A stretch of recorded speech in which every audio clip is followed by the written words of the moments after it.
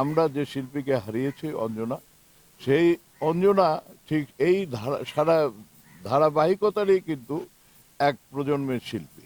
আমাদের সমসাময়িক ছিল, সে অত্যন্ত ভালো মেয়ে ছিল এবং শিল্পী হিসাবেও সে খুব প্রতিভাবান ছিল, জনপ্রিয় ছিল, নৃত্যে পারদর্শী ছিল, অভিনয়ে পারদর্শী ছিল, দেখতে শুনতে সুন্দর ছিল।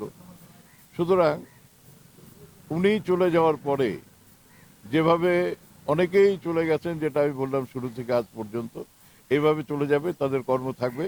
প্রজন্মেও যখন পরিবর্তন হবে, সেই প্রজন্ম সেই পথে হেঁটে আবার তার রিপ্লেসমেন্ট হবে না, কিন্তু তার চাইতে হয়তো অনেক বড় প্রতিভাবান কেউ আসতে পারে, কিংবা তার চাইতে একটু কম প্রতিভাবান আসতে পারে, কিন্তু আবার সেই জায়গায় তার কর্মের যে আমাদের জায়গাটা, ফিল্ম ইন্ডাস্ট্রি থেকে যাবে, সেখানকার মানুষজনের পরিবর্তন হবে, শিল্পী কলাকুশলীর পরিবর্তন হবে।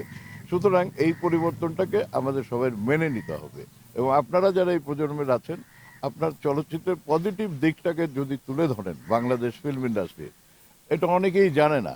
আমরা মনে করি যে যারা লিজেন্ডারি এখনো আছে, আলমগীর আছে, সোহেল রানা আছে, ইলিয়াস কাঞ্চন আছে, এই জাতীয় যারা রয়ে গেছে, ববিতা আছে, শাবানা আছে, অন্যান্য যারা আছে, তাদেরকে আপনারা প্রজেক্ট করে তাদের কথা শুনে তাদের যে শ্রম, তাদের যে অধ্যবসায়, তাদের যে সাধনা এই ইন্ডাস্ট্রিকে তৈরি করার পেছনে, সেই জিনিসগুলো তুলে ধরতে হবে।